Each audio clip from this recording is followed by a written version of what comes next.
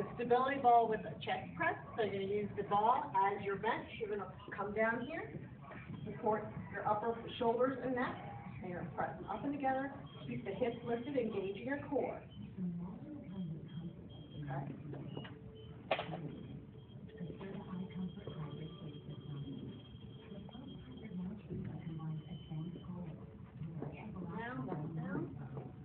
Keep those hips lifted. Good.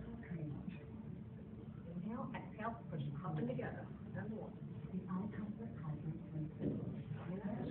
Good.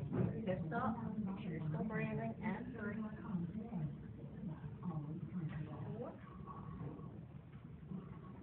5.